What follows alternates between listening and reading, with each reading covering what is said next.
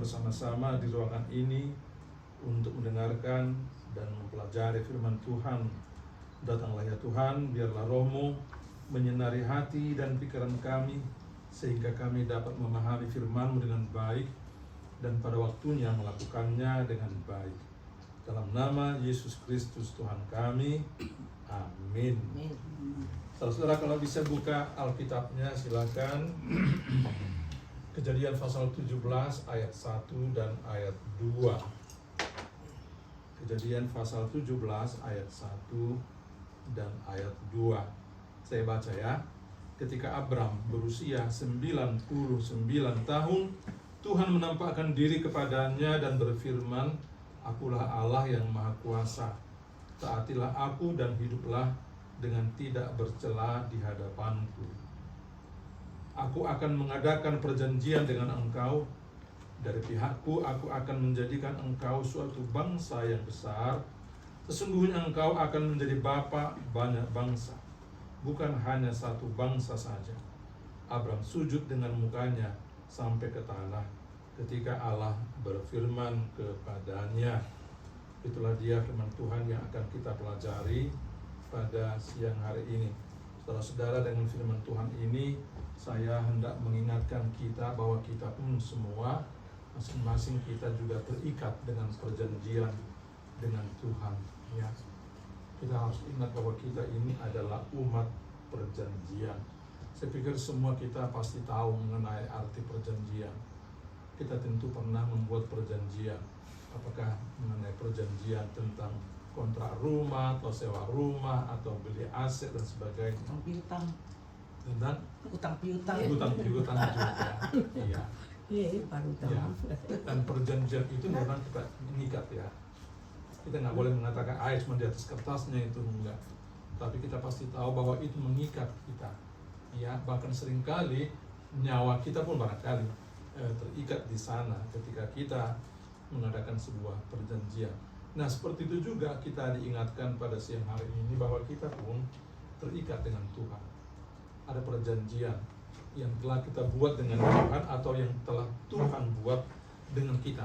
Nah, terlebih dahulu coba kita lihat dulu firman Tuhan ini berbicara tentang perjanjian yang dilakukan oleh Tuhan Allah dengan Abram. Kalau saudara dikatakan tadi bahwa usianya sudah 99 tahun. Dia bukan pada waktu muda dia diikat Tuhan dengan perjanjian, tapi sudah pada usia 99 tahun, hampir satu abad. Ya. Dan dalam perjanjian yang telah kita dengarkan tadi, Tuhan Allah mengatakan bahwa Israel akan menjadi bangsa perjanjian. Abraham akan menjadi bapa banyak bangsa. Bapa banyak bangsa. Lalu kita harus tahu dan harus bisa menjawab, ini bangsa mana saja sih keturunan dari Abraham itu, selain daripada yang kita tahu Israel, ya, telah salah satu Israel. Tapi kita juga harus mengatakan bahwa bangsa-bangsa yang ada di Palestina itu pun sebetulnya itu semua adalah keturunan Abraham, ya. Dan itu mengatakan kepada kita benar bahwa perjanjian Tuhan Allah dengan Abraham itu adalah menjadikan dia menjadi bapa dari banyak bangsa, banyak besar. Dan lalu kita harus melihat juga, lalu apa perjanjian daripada Abraham kepada Tuhan Allah dalam perjanjian tersebut. Dan kita tahu saudara bahwa dari pihak Abraham perjanjian itu dimeteraikan dengan sunat, ya, dengan sunat. Tuhan mengatakan kepadanya bahwa keturunanmu anak laki-laki harus disunat semuanya. Itu dia. Itu sebabnya orang-orang Israel selalu disunat. Seperti orang-orang Islam juga selalu harus disunat. Lalu bagaimana dengan kita orang-orang Kristen? Nah, sunat bagi kita tidak sunat lahiriah, tapi harus sunat hati. Ya, sunat hati, sunat batiniah, sunat jiwa kita. Dan di sana saudara, dalam sunat itu, dalam perjanjian itu, sebetulnya apa yang dikatakan tadi itu harus kita lakukan bersama, yaitu pada ayat 1 itu, "Akulah Allah yang Maha Kuasa, taatilah aku dan hiduplah dengan tidak bercela di hadapanku." Jadi dari Tuhan perjanjiannya janji Tuhan, nanti kamu akan saya buat menjadi bangsa yang besar. Bapak banyak bangsa yang besar. Dan dari kamu, perjanjianku adalah kamu akan, anak-anakmu harus disunat. Dan yang paling utama, yang perlu kita lihat bahwa hiduplah dengan tidak bercela di hadapan. Nah ini saudara, sini kita akan saya arahkan dengan firman Tuhan pada siang hari ini. Bagaimana ya kita melakukan perjanjian itu. Kalau sekarang kita mengarata-ratai perjanjian dengan Tuhan, bahwa kita sama seperti Abraham harus hidup tidak bercela di hadapan Tuhan pada usia kita yang sudah 70, 72, 73 sampai nanti 99 tahun seperti Abraham. Bisa nggak ya? Bisa. Masalah gracia ini. Bueno, Amin. siap Lucia. Bahwa kita, saya pikir memang ini semua perjuangan ya. Perjuangan siapa sih orang yang bisa hidup nggak bercela ya? Aku sendiri pun harus mengatakan bahwa banyak kesalahan soal gracia ini. Kalau Tuhan mengadakan perjanjian dengan kita soal gracia, tapi kembali saudara, kita diingatkan bahwa tidak lama lagi bulan depan kita sudah merayakan Jumat Agung dan Paskah ya. Nah di sanalah kita melihat penggenapan daripada perjanjian dengan Tuhan itu, bahwa bukan kita yang membuat, bukan kita yang mampu membuat kita tidak bercela. Kita memang selalu berusaha. Saya yakin bahwa semua kita adalah orang-orang yang selalu berusaha menjadikan hidupnya hidup yang tak bercela. Siapapun kita, baik yang hadir maupun yang tidak hadir.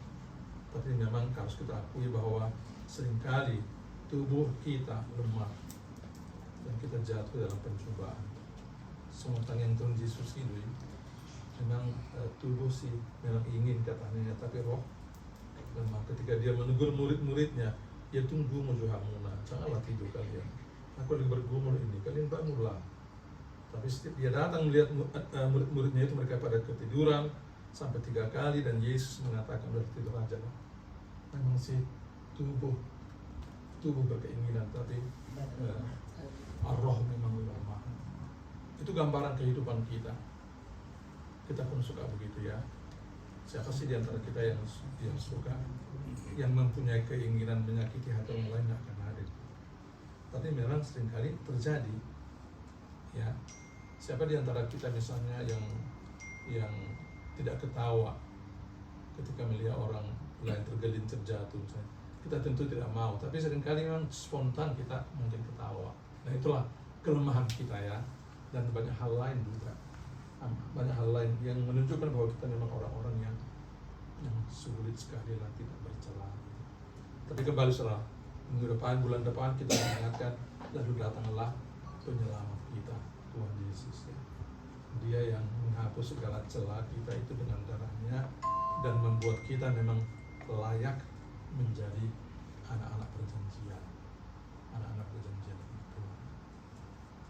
Itu yang harus saudara renungkan saudara. Jadi memang terima kasih bahwa sampai sekarang sola gracia kita ini masih terus berjalan ya, karena memang kesehatan kita, dan semoga akan terus berjalan dan akan terus mengingatkan kita bahwa kita ini adalah, bahwa selain kita adalah orang-orang sola gracia, anak sola gracia, kita ini paling utama sesuai dengan firman Tuhan hari ini harus selalu mengingat bahwa kita adalah anak-anak perjanjian. Pernah kan dengar cerita tentang seorang laki-laki yang baru menikah dan pulang dari pekerjaannya, dia bukan pulang ke rumahnya, tapi karena sudah otomatis spontanitas bawa mobil, masuk ke mobil, pulang dari kantor, mobil jalan, sampai di rumah orang tuanya, karena sudah terbiasa gitu kan. Dan orang tuanya bertanya, loh, ngapain kau? Mana istrimu? Kok kesini? Oh iya lupa bahwa saya sudah terikat perjanjian dengan iya, karena sudah terbiasa.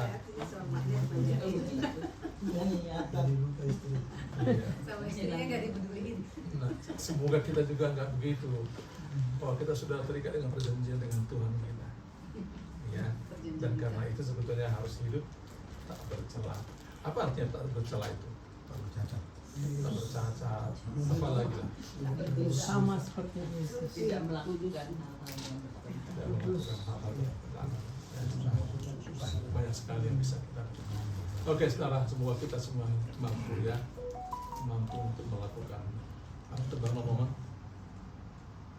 kita seperti diskusi lah. Kalau boleh berkenan abang, Ya. karena ini kita kebaktian khusus kayaknya di bulan ini. Kenapa saya bilang kebaktian khusus? Karena kita nyata sekali, paling tidak ini yang saya rasakan, dapat karunia dari Tuhan. Kita bisa melakukan pemilihan presiden kita, ratusan juta orang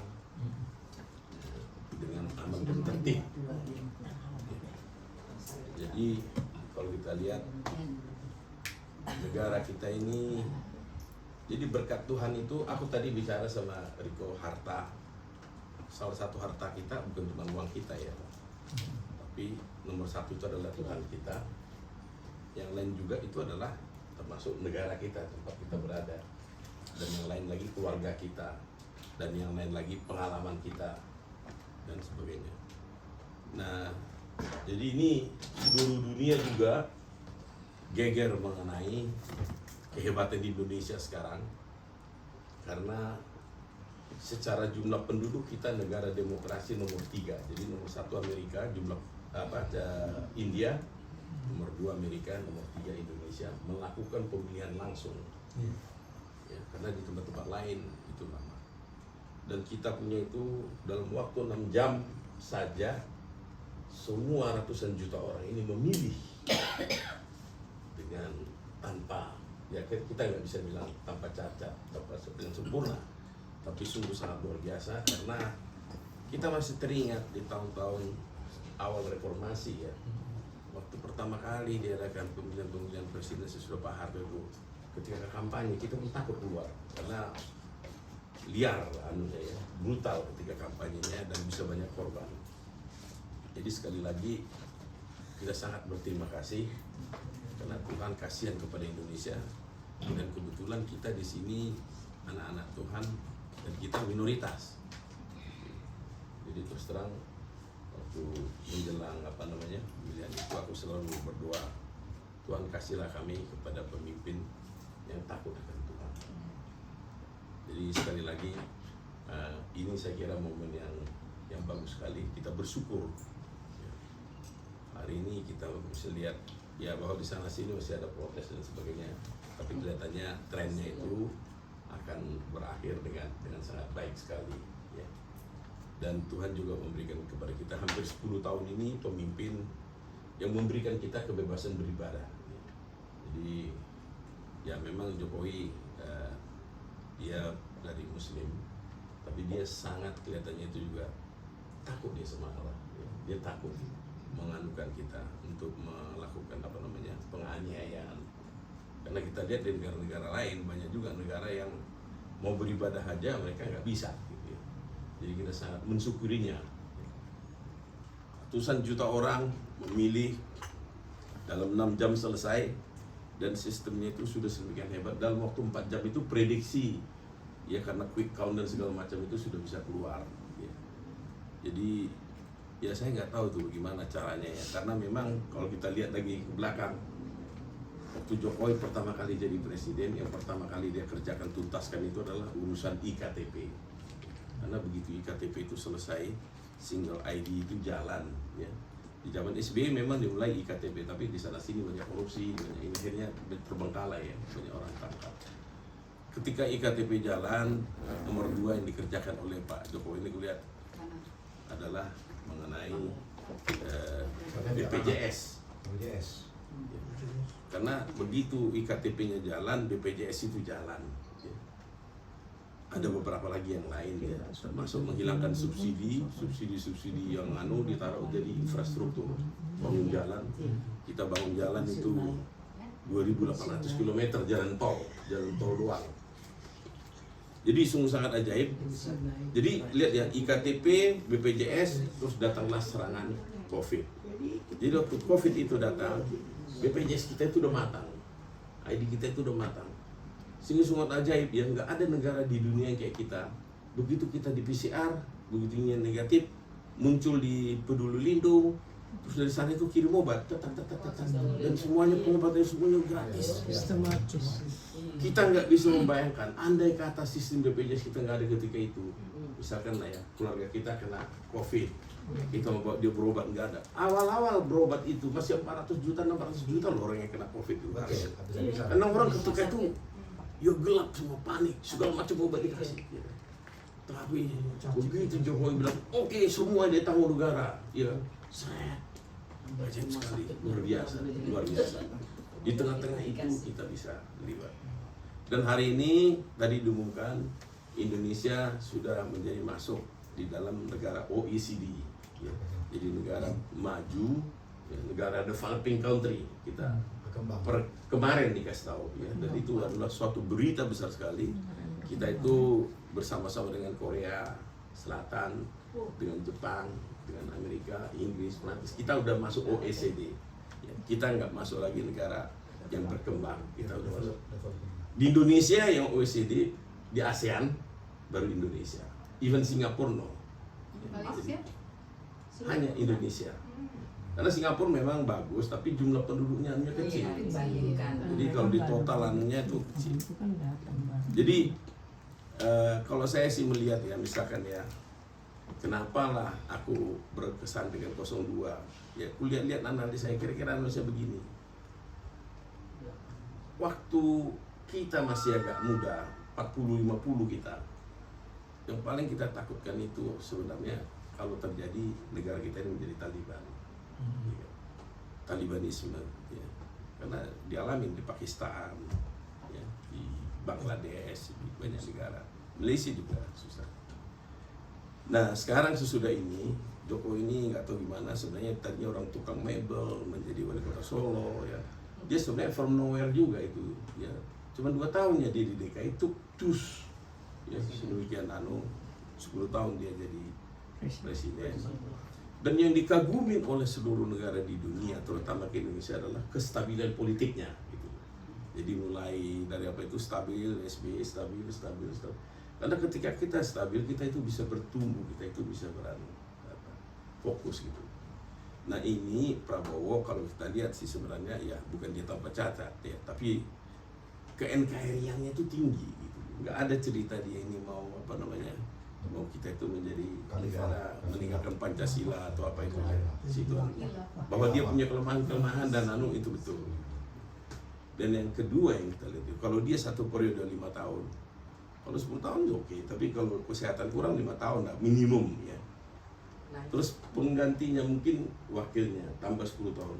Jadi ada potensi 15 tahun itu kita ke depan itu. Potensial kita punya stable politik itu ada. Karena kalau politiknya udah stabil, kita bisa bertumbuh, bisa naik gitu.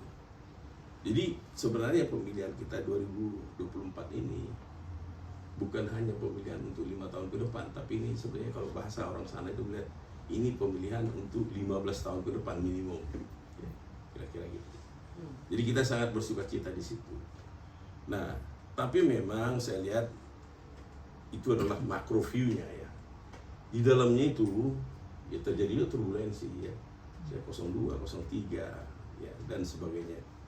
Jadi lama saya merenung-renung ya, karena tiba-tiba ada kawan kita juga jadi kayak nggak kawan ditaruhnya ya, cuman karena perbedaan di dalam memilih. Dan yang muncul itu saya lihat itu akhirnya saya cari-cari coba di Alkitab ya, di mana larinya ini. Ada kata-kata yang pendek sekali. Namanya BENCI. Benci. Berindu. Benci atau berindu. Jadi ketika terjadi pemilihan ini, ketika dia tidak sepaham dengan saya, nggak tahu kenapa, Menjadi benci. juga di Semansa tuh coba saya lihat dulu. Oh iya. Di TP juga sama, kayak kerasukan setan. Aku nggak pernah mau. Ngeri. Kayak kerasukan. Iya. Masih barbaran. Ya, termasuk di PAX. Di PAX juga. Sampai ketutup kan. Jadi itu namanya membuat akhirnya saya Saya cari-cari kembali ya. Masuklah saya ke Alkitab gitu, karena sering saya itu kalau saya udah nggak dapat saya lari. Akhirnya saya ketemu lah ya di Matius ya 5 ya. Matius 5 ini gini, jadi di Matius itu dari kita punya Injil ya. Injil itu ada 4 ya, jangan salah kita. Matius, Markus, Lukas, Yohanes. Jadi dari perjanjian lama ya ada 27 kitab ini. Nah di sananya itu pertama kali ketemu dari perjanjian lama ke baru itu adalah si Matius. Dan sebenarnya secara waktu antara perjanjian lama dengan perjanjian baru ini ada gapnya ini. Ya, dari sejarah Hano itu disebutkan 400-an tahun. Ya. Jadi perjanjian lama kan Tuhan tuh ngirim nabi-nabi kan, terakhir kali Nabi Maliaki, itu nabi yang terakhir di perjanjian lama ya, nabi ini, ada nabi major, ada nabi minor ya. Ada 400 tahun itu Tuhan itu diam, bungkem aja ya. Not talking, not send any prophet gitu ya, apa nabi yang tidak bicara, tidak ini, diam aja. Sampai akhirnya tiba-tiba perjanjian baru, disitulah datangnya Kristus, lahirnya ke dunia, Mesias itu datang. Ya. Nah, dari 4 kitab ini, si Matius, si Markus, si Lukas, Yohanes, dipilih si Matius ini yang nomor 1. Kalau di kitab perjanjian baru itu Matius ini nomor 1, dia yang duluan. Karena si Matius ini dia itu orang Yahudi. Ya. Jadi dia yang paling match. Karena di perjanjian lama itu kan bahasa Ibrani itu. Paling ngerti dia yang lama-lama itu apa, sehingga waktu gap pertama di sini itu nggak terlalu jauh bedanya.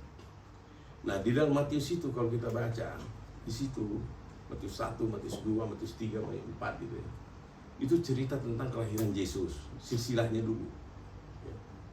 Silsilah Kristus dari sisi bapaknya. Kalau Lukas silsilah Kristus dari sisi mamanya. Kalau kita lihat tuh anaknya ini gitu. Nah, jadi kalau Matius itu mulainya dari Abraham di atasnya. Kalau Lukas itu mulainya dari manusia, dari Adam. Nah, sesudah cerita silsilahnya, Matius itu dia cerita tentang kelahiran Kristus. Di situ diceritakan ada nabi yang terakhir di depannya, itu Yohanes Pembaptis ya, berseru-seru di padang ya. Jadi Yesus itu datang oleh Tuhan, dia memakai baju ya, disebutkan inkarnasi sebagai orang Yahudi. Jadi dia harus memenuhi Tauratnya yang dikasih sama Tuhan, dia penuhin semua. Salah satunya itu adalah bahwa dia sampai umur 3 bulan itu dia harus sudah bisa melakukan pelayanannya ya. Jadi kalau kita lihat di dalam Matius itu, Tuhan Yesus sesudah dia umur 30, dia pergi ke Sungai Yordan ya, untuk apa? Untuk dibaptiskan oleh si Yohanes Pembaptis ya. Jadi di situ dilihat si Yohanes Pembaptis berseru ya, itulah anak domba Allah ya kan, dia tunjuk. Sehingga para ahli bilang si Yohanes Pembaptis ini setelah selesai dia membaptis Yesus, ditunjuknya itulah anak domba Allah ya. Terus di di Sungai Yordan ya, dibaptis ya. Turunlah Roh Tuhan, Roh Kudus ya kan. Jadi kita lihat nih, Allah Tritunggal pertama kali bertemu itu di situ. Di situ Yesus ya, pribadi ketiga dari Tuhan, datang lagi Roh Kudus ya, pribadi ketiga dari Tuhan, dan kedengaran dari atas, inilah anakku yang kukasihi, kepadanya engkau berkenan ya kan. Jadi pada event itu Allah Tritunggal kita itu bertemu di Sungai Yordan itu. Mereka sekali tiga-tiga itu muncul. Setelah selesai itu langsung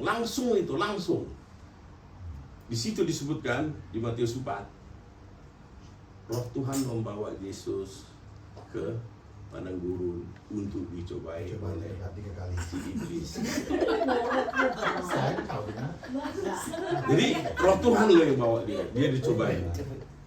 Jadi artinya kita sebagai manusia itu, Yesus saja dicobain sebagai manusia, kita juga akan cobain. Jadi tadi Amang bilang, ya kita nggak kita pasti berdosa gitu seperti ini ya.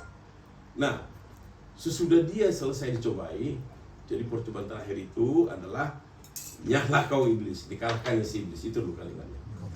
Karena di perjanjian lama nggak pernah ada Tuhan tuh mengalahkan si iblis, mengusir setan, mengusir nggak ada. Cerita mengusir setan dan sebagainya, mengusir iblis itu baru muncul itu di perjanjian baru sejak kedatangan Kristus, karena Kristus itu yang bisa mengalahkan. Jadi kalau kita udah bersama Kristus, ya, bukan kita yang mengusir setan, tapi kita percaya pada Kristus, Kristus dalam kita itu yang mengusir setan itu. Nah, yang pertama dilakukan oleh Tuhan Yesus itu sangat terkenal di Matius 5. Kalau bahasa Inggris disebut itu the beatitude, ya. The beatitude itu kalau kita pergi ke mana, ke Yerusalem, perjalanan, ada namanya khotbah di bukit. Jadi Yesus pertama kali dia memulai pelayanannya, yang dia lakukan adalah khotbah di bukit. Khotbah di bukit itu isinya itu adalah ini orang-orang Israel waktu dulu dapat Taurat itu udah menyeleweng anunya, apa namanya, ayat itu pun mereka selewengkan. Ya, misalkan kan dibilang, aku baca lalu ya, ada banyak ayat-ayat ya, dan lebih keras, ya. Jadi ini Taurat, ini Yesus sebenarnya mengupdate mereka akan pengertian itu. Jadi misalnya ya, jangan berzina katanya ya, jangan membunuh. Nah kalau orang itu lagi baca Taurat itu bacanya itu kan jangan berzina. Ternyata Yesus terjemahkan, bukan, yang berzina itu lu kalau ngeliat orang lain hasratmu aja datang lu itu lu udah berzina gitu. Jadi lebih keras lagi anunya dia, ya. Terus jangan membunuh, ya kan? Dikira membunuh orang, enggak. Lu kalau lu udah benci sama orang anu aja ini itu sudah dianggap begitu, udah dianggap ya.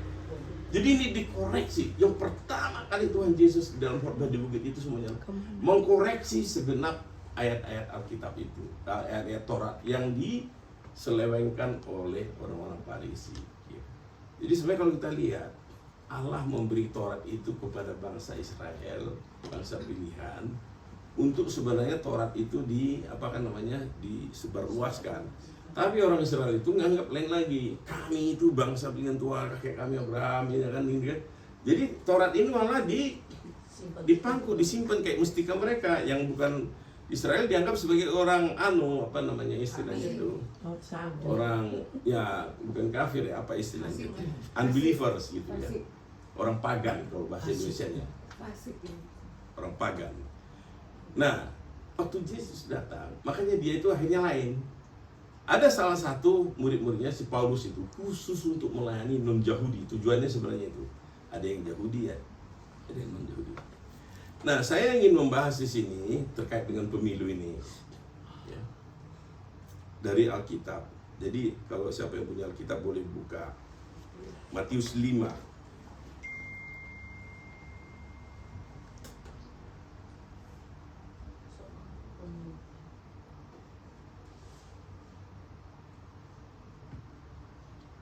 Matius 5 misalnya ayat 43 ya, dan 44. Coba siapa yang baca? Kalian telah mendengar orang berkata, kasihilah temanmu dan bencilah musuhmu. Tetapi aku berkata, kasihilah musuhmu, berdoalah bagi orang yang menganiaya kalian. Ya. Jadi yang dibilang ya, kamu telah mendengar, itu adalah praktek-praktek orang Yahudi ketika itu.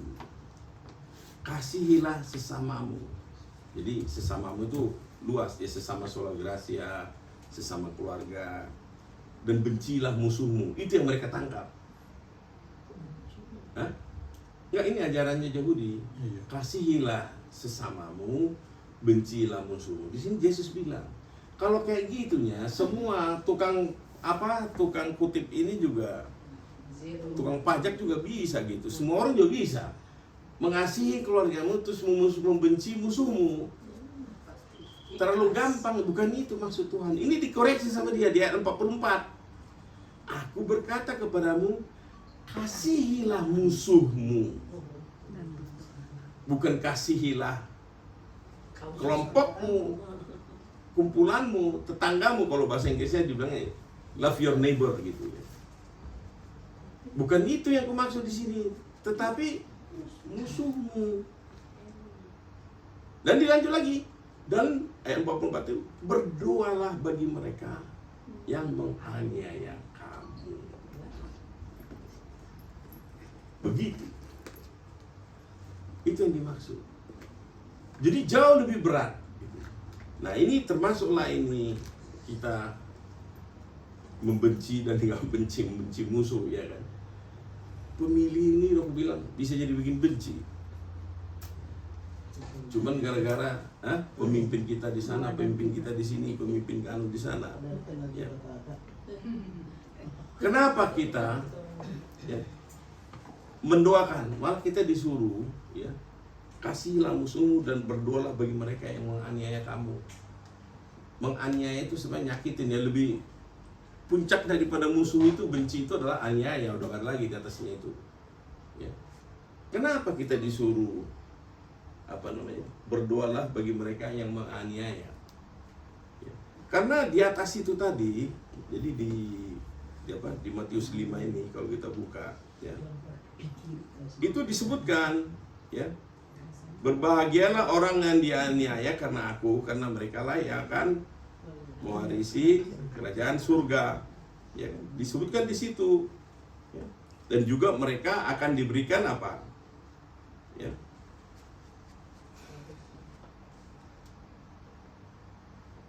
ayat 10, berbahagialah orang dianiaya oleh sebab kebenaran, karena mereka lah yang punya kerajaan surga.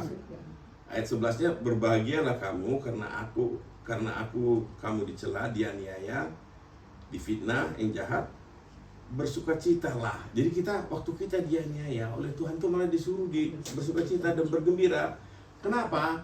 Karena upahmu besar di surga. Jadi sebenarnya bukan kita suruh aniaya aku mendapatkan di surga, nggak boleh kayak gitu sebenarnya, gitu loh. Baju, ya. Aniaya aja. Ada kota Nawa di surga. Kemarin waktu meninggal si Raya Syahan itu, katanya dia tuh kalau pulang kampung dengan kali anunya, kantongnya tuh penuh 50.000, 100.000. Ada anak kecil suruh baris di balik situ, ya. Baris, suruh baris, ya. Kasih 50.000. Lalu pastap pantatnya, dan 50.000 pastap, ya. Jadi banyak anak-anak kecil pastap jo. Nah ini juga bisa, jangan yang kayak gitu. Jadi aniaya bukan, tapi kalau kau dianiaya, itu loh. Ini dibilang nih, kenapa kau mendoakan dia? Karena melalui jalur itu, ya, melalui jalur penganiayaan dan itu, kebencian dan segala macam itu, kau itu akan beroleh, ya, beroleh. Di sini bilang upahmu besar di surga, bukan dari saya loh ini. Sebab demikian juga telah dianiaya nabi-nabi yang sebelum kamu itu udah dianiaya begitu. Dan kita disuruh mendoakan, ya. Nah ini yang saya baru lihat dan saya agak kaget lihat ayat ini, ya. Ada ayat di mana kita disuruh mendoakan pemimpin kita, siapapun pemimpin kita itu, ya. Coba kita baca 1 Timotius 2 ayat 1 dan 2, ayat 1 sampai 3 lah, ya. 1 Timotius 2 1 Timotius 2 ayat 1 dan 2. ya sampai 3 lah katakan. Siapa baca? Mengenai doa jemaat. Pertama-tama aku menasihatkan, naikkanlah permohonan, doa syafaat dan ucapan syukur untuk semua orang, untuk raja-raja dan untuk semua pembesar, agar kita dapat hidup tenang dan tentram dalam segala kesalehan dan kehormatan. Itulah yang baik dan yang berkenan kepada Allah, Juru Selamat kita. Ya, jadi kita memang disuruh mendoakan semua, tapi terutama doakan pemimpin, raja-raja, pembesar, ya. Supaya apa? Di sini dikasih tahu, supaya kita dapat tenang dan tentram dalam segala kesalehan dan kehormatan. Perintah Tuhan loh ini. Ini perintah ini ya namanya perintah Tuhan, dan dia dikasih tahu itulah yang baik dan berkenan kepada Allah. Ya kalau kita nggak lakukannya ya kita salah. Sama aja dengan kita bisa membunuh, ya karena perintah Tuhan juga jangan membunuh kan. Ini Tuhan suruh kita. Jadi jangan bilang karena aku benci sama si Jokowi tak mau aku doakan dia itu, iya kan? No. Mau raja lalim kayak dia, mau raja apa kayak dia, doakan. Ya, kita nggak tahu sebenarnya ya, apakah doa kita selalu ikut. Tapi kita lihat, ya, Tuhan Yesus waktu dia disalib pertama di Golgota itu, apa yang dia bilang? Bapak ampunilah mereka, karena mereka tidak mengetahui apa yang mereka buat. Jadi ini jangan salah ya, kita mendoakan itu bukan kita menghapus dosa orang. Yang bisa menghapus dosa itu cuma Tuhan, kita itu nggak bisa. Yang dimaksud kita menghapus dosa itu adalah kita berdoa kepada Tuhan kita, ya, supaya orang yang berdosa kepada kita ini diampuni, supaya dia beroleh keselamatan. Itu yang dilakukan Tuhan Yesus. Dan begitu Tuhan Yesus selesai berdoa itu apa yang terjadi? Atau orang yang di sebelah kanan disalibnya itu kan si penjahat itu jadi bertobat dia, iya kan? Waktu Tuhan Yesus bilang ampunilah mereka karena mereka tidak tahu apa yang mereka perbuat, ada satu orang yang jadi bertobat di bawahnya kan? Dan juga orang-orang yang di bawah itu, ya kan? Kan dibilang kan kepalanya itu kan juga bertobat. Betullah dia ini anak Allah kan? Nah, ada lagi, ya. Waktu si Paulus mau aniaya orang, dia dianiaya ya. Di Kisah Para Rasul, coba dibaca di Kisah Para Rasul 10 nanti kalian lihat ya. Ada namanya dulu Stefanus, ya. Stefanus itu yang penginjil dia, diseret dia, ya, berdarah ini ya. Waktu dia mau mati, dibawa badannya ke dekat si Paulus. Tapi waktu itu si Paulus masih tukang aniaya orang, ya, masih pembunuh. Namanya masih Saulus waktu itu. Dan si Saulus setuju ini orang harus dimatikan. Ya. Kata-kata dari siapa namanya? Stefanus itu adalah hampir sama dengan kata-kata Tuhan Yesus. Tuhan ampunilah mereka karena mereka tidak tahu apa yang mereka berbuat. Tapi waktu dia melakukan itu, didoakan, akhirnya si Paulus bertobat kan. Jadi sekali lagi inilah sebenarnya kita masuk. Kita nggak bisa bilang oh dia jahat tidak. Ketika itu mungkin jahat, si Janu juga, si Saulus juga ketika itu jahat ya kan. Tapi begitu didoakan akhirnya dia bertobat. Jadi kembali lagi akhirnya sekarang kita sudah selesai kita pilpres, pemilu udah selesai. Siapapun nanti pemimpin kita, ya termasuk pemimpin yang sekarang, ya, ikut kita doakanlah supaya kita apa? Udah dibilang tadi kalau kita mendoakan akan apa katanya kita akan damai dan tentram. Amin. Ya. Itu yang kita anukan. Amin. Amin. Yuk kan, langsung ingat doa syafaat. Oh gitu. Sini aja ya. Iya. Sini aja ya. Dulu aja. Iya. Bisa juga berdiri kali. Ini. Asa mantap. Kantong badan, kantong kaki. Enggak lancar-lancar.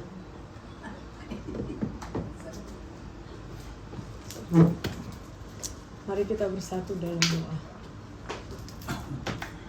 Puji syukur kami panjatkan kehadirat-Mu Bapa yang Maha Baik atas kasih dan penyertaan-Mu pada kami. Kami dapat berkumpul di rumah yang berbahagia ini, rumah kekasih kami mutiara Tuhan, tidak kurang suatu apapun untuk melaksanakan ibadah rutin kami. Bapa, terima kasih untuk semua yang Tuhan siapkan buat kami. Kami sudah mendengar sebagian dari firman-Mu Tuhan. Engkau mengingatkan kami untuk perjanjian-Mu dan perjanjian kami terhadap Engkau Bapa, agar kami senantiasa hidup saling di hadapan. Oleh sebab itu Bapa, kalau hanya karena diri kami sendiri kami tidak mampu Bapa, kami mohon kiranya kuasa Roh Kudus Tuhan menyertai kami di dalam setiap langkah kehidupan kami, agar kami dapat mengikuti semua firman-Mu, perintah-Mu Tuhan, agar kami hidup tak bercelah, agar kami sama seperti Engkau Tuhan. Sebab itulah tujuan hidup kami. Bapa di surga, tak putus-putusnya kami mohon penyertaan-Mu khususnya buat persekutuan kami ini Tuhan, agar senantiasa semakin bertumbuh Tuhan di dalam iman percaya kami pada Engkau Tuhan, supaya ini bukan sebagai rutinitas kami Bapa, supaya kami jadi anak-anak-Mu yang setia kepadamu, agar menjadi orang-orang yang taat kepadamu, melalui hidup kami senantiasa nama-Mu dipermuliakan. Terima kasih Bapa, terima kasih Tuhan. Kami juga baru saja menyelesaikan pemilihan umum negara kami Bapa. Terima kasih Tuhan. Engkau mendengar doa kami, bahwa pemilihan ini berjalan dengan lancar Tuhan. Kami percaya Tuhan, Engkau mengizinkan siapapun yang menjadi pimpinan kami. Kami percaya Engkau yang pimpin dia Tuhan dalam memimpin bangsa dan negara kami, agar kami menjadi negara yang besar dan bangsa yang taat kepada Tuhan. Engkau yang memberikan keselamatan bagi semua kami, masyarakat Indonesia Tuhan, memberikan damai sejahtera. Engkau tahu Tuhan, di sana sini terjadi pergolakan, tapi kami percaya oleh kasih karunia-Mu semuanya dapat berakhir dengan damai Tuhan. Kami dapat bersatu kembali agar kami penuh sukacita, damai sejahtera dalam menjalani hidup kami sebagai bangsa Indonesia di dalam negara kami, negara Republik Indonesia ini. Terima kasih Bapa, terima kasih Tuhan. Pada siang hari ini Tuhan, juga kami tak lupa mendoakan teman-teman kami yang belum bersama kami Tuhan. Kiranya Tuhan gerakkan hati mereka, hanya karena kemalasan mereka Tuhan, atau oleh apapun itu Tuhan, supaya kami dapat berkumpul kembali memuji muliakan nama-Mu. Kalau karena sakit Bapak, Engkau angkat segala sakit penyakit dari dalam tubuh mereka, sebab Engkau yang berkuasa untuk hidup kami.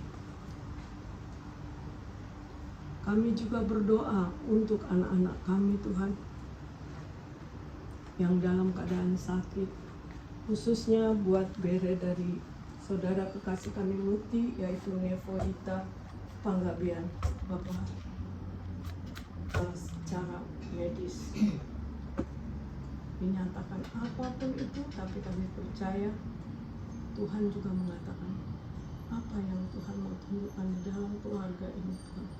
Engkau punya rencana buat keluarga ini melalui Nevoita. Keinginan kami, doa kami, Kau kuatkan dia, agar dia tetap setia kepadamu. Engkau berikan dia kemampuan untuk terus berserah pada Tuhan, dan kami menginginkan mujizat-Mu untuk kesembuhan dia. Di atas semuanya itu, oh Tuhan, kami menginginkan kehendak-Mu yang jadi atas Nevoita Tuhan. Buatkan semua keluarga Tuhan yang mendukung dia. Bapa di surga, kami juga berdoa untuk anak-anak kami yang belum mendapat keturunan, khususnya buat anak kami Ucok dan menantu kami Lia, yang sampai saat ini Tuhan belum Engkau izinkan punya keturunan. Tuhan, kami tahu sudah banyak acara yang mereka lalui, tetapi Engkau belum mengizinkan mereka mendapatkan keturunan. Tapi kami percaya Tuhan, Engkau mendengarkan doa kami. Engkau memberikan mereka keturunan, memberikan mereka kekuatan Tuhan di dalam rumah tangga mereka, bahwa yang mereka pentingkan adalah persekutuan mereka dengan Engkau. Tidak ada yang lain Bapa, supaya mereka kuat di dalam Engkau Tuhan. Juga kami berdoa buat anak-anak kami Tuhan, yang sampai saat ini belum mendapatkan jodoh Tuhan. khususnya buat anak kami Dina, anak kami Siska, anak kami Tanti, Rahel, Desi, Dani, agar Tuhan tunjukkan jalan. Kami percaya Engkau telah mempersiapkan Tuhan teman hidup mereka. Berkati perjalanan iman mereka, supaya mereka terus berharap hanya kepada Engkau Bapa. Kami percaya Engkau telah siapkan satu persatu mereka Tuhan untuk jodoh mereka. Terima kasih Bapa, berkati mereka Tuhan dalam tugas mereka, dalam pelayanan mereka, dimanapun mereka berada Tuhan, agar senantiasa Tuhan beserta mereka. Terima kasih Bapa. Kami juga berdoa buat keluarga kakak kami di sini, Muti dan Abang Tuhan, yang telah menyiapkan tempat ini kepada kami untuk bersekutu. Terima kasih Tuhan. Tambahkan berkat pada mereka Tuhan. Kami tahu Tuhan bagaimana pelayanan dari kakak kami di sini Tuhan. Oleh sebab itu kami doakan semoga pelayanannya semakin berkembang, agar kami semuanya dapat mencontoh, agar kakak kami sebagai contoh bagi kami dalam pelayanan Tuhan dan juga dalam hidup. Terima kasih Bapa. Tak lupa kami mohon doa untuk dosa dan kesalahan kami, baik melalui perkataan, perbuatan, dan tingkah laku kami Tuhan, yang tidak berkenan kepadamu Tuhan. Kami mohon ampuni Tuhan, agar layak kami menerima semua kasih karunia-Mu tanpa bersalah. Terima kasih Tuhan. Nah, sebentar lagi kami akan kembali ke rumah kami juga. Tuhan berkati kami, sampaikan kami tiba di rumah kami tidak kurang suatu apapun. Hanya di dalam nama Yesus kami telah berdoa dan mengucap syukur. Tak lupa Tuhan kami mengucap terima kasih kepadamu Tuhan untuk amal Pendeta Bilman Tuhan yang telah menyampaikan firman-Nya kepada kami.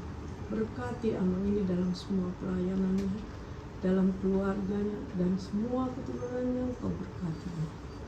Semakin bertambah-tambah jiwa-jiwa yang diselamatkan. Terima kasih Bapak. Dalam nama Yesus kami berdoa dan mengucap syukur. Amin. Amin. Jadi kenal